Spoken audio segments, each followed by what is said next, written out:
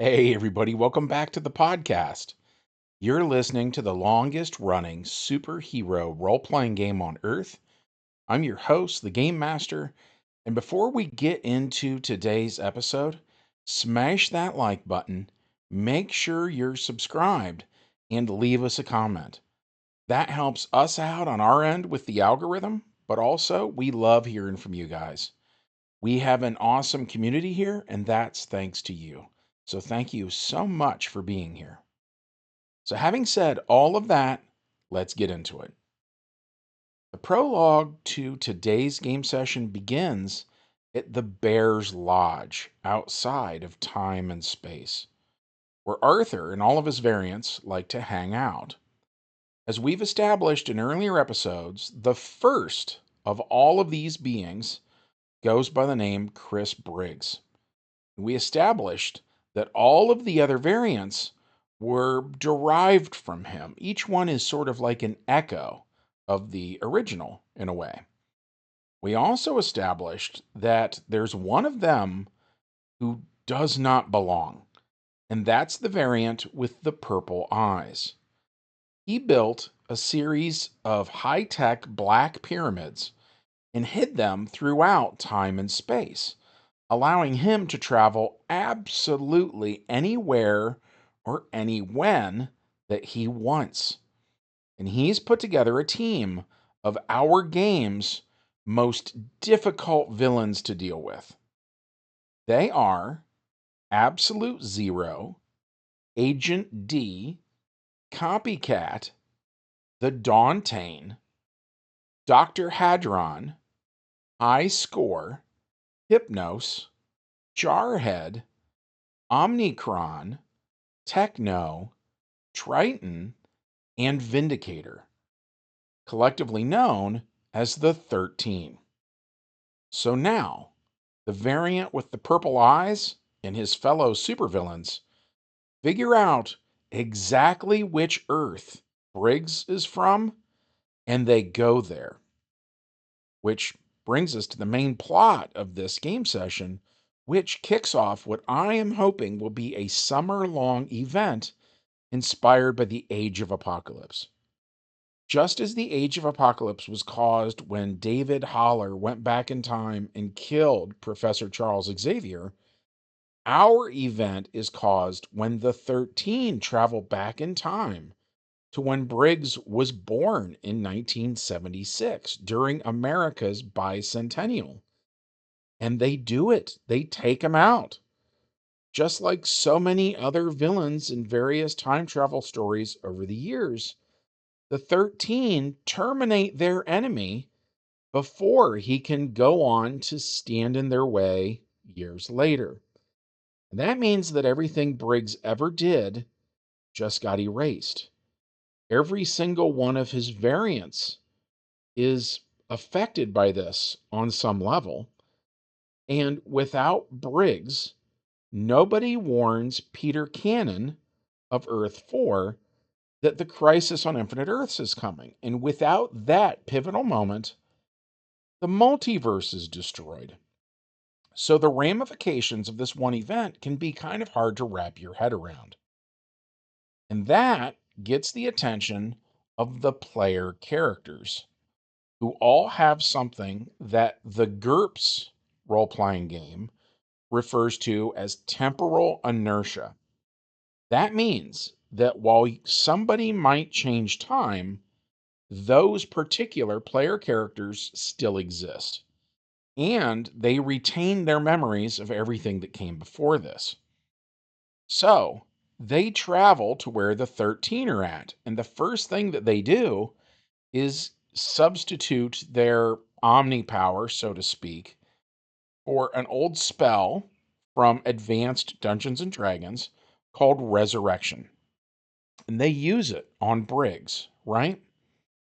Then it's the villain's turn, and Absolute Zero tries to freeze the PCs to no avail. Agent D and Copycat try to mimic the powers of these immortals, but it doesn't work because it's just beyond their capability. The Dauntain attacks, and he is devastating against changelings. but he can't really hurt an immortal. They can only be hurt by other immortals or this material called baka. Dr. Hadron tries to disintegrate him. High Score tries various hard-light constructs. Hypnos actually tries to alter their perceptions and memories. That also fails. Jarhead throws a 60 AP punch, which does no good. Omnicron fires an energy blast that is futile. Uh, Techno uses his repulsors, but the immortals are immune. Triton tries to dehydrate them, but that doesn't work either. And finally, Vindicator says all of this is stupid and they never should have listened to the variant with the purple eyes, right? Who calls himself Overlord, by the way. And on my son's turn, then, he turns every single member of the 13 into a actual turtle using an old AD&D spell called Polymorph Other. So the way it worked in AD&D is not only are they physically turtles, but also they are mentally turtles now, right? So they have to think like a turtle. And then that gives the player characters all the time in the world to decide what to do. So they have a really long debate, but in the end, they decide to finish off these villains, which they do. But then they talk about it and they basically come to this conclusion that if they leave, somebody else is going to show up here, right? And they don't want anybody else trying to hurt Briggs. So they stay in 1976 to watch over him and make sure nothing bad happens to him. Which brings us to the epilogue of this one, which is kind of ironic because due to the fact there is a concentration of immortals on Earth in 1976, suddenly, that attracts the attention of other immortals, including the very first immortal ever, who's this guy named Redrian Benikander, who we call Benny.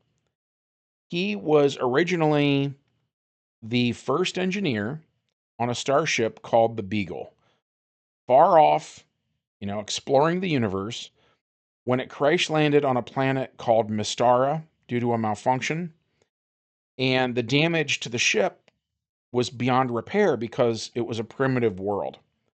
So the survivors sent out a distress signal to their people to wait on a team to show up and rescue them, and they went into suspended animation. And centuries passed, and Benny woke up from his slumber only to discover that one of his fellow crewmen had gone insane. And that guy's chamber had malfunctioned, releasing him before it was time. And then he had terminated various members of the crew by tampering with their sleeping pods. And he actually tried to do that to Benny, but Benny had built in a safeguard into his pod, which alerted security droids. So the attacker was forced to flee the ship along with some other crew members that had joined him because they didn't want to be disintegrated by these robots. And then to further complicate this situation, the people on Mystara found the ship and scavenged its technology. So Benny repelled the invaders, but they'd already damaged the ship's engine core and it was getting unstable. So Benny rerouted all available power to force fields. And while this did not prevent the explosion of the ship, it did manage to contain it, right? But Benny was trapped inside. So his physical body was disintegrated um, in this massive explosion along with the rest of the ship. But Benny's mind and spirit survived, and in much the same way that John Osterman became Dr. Manhattan, so too did Benny become the first immortal. And he immediately understood that his essence had been transformed into something else. But only after experimenting with his new powers and gathering some news about the multiverse did he really understand what he'd become. Various mortals craved the power that Benny had, So he began to transform them into immortals as well. But these immortals saw themselves as gods and they were forcing humans to worship them. So Benny began to oppose any immortals who would abuse their powers or harm innocent mortals. And the immortals on Earth in 1976 get Benny's attention. So he creates a mortal identity for himself, and he pretends to be a mundane human being named Ben, who works odd jobs as a mechanic or handyman in the town where young Briggs is from. And so he keeps an eye on Briggs, and he's also keeping an eye on these immortals who seem to be following Briggs around, right? And so for right now, Benny is curious why these guys are interested in this young changeling. And that is where part one stops. I'm actually going to upload part two later today as part of our 4th of July weekend celebration. Um, I liked this game. I hope that you guys enjoyed hearing about it. If so, as always, smash like, make sure you're subscribed, and leave us a comment. And from all of us to all of you, we hope you have a good one, and we'll see you in the next adventure. Bye.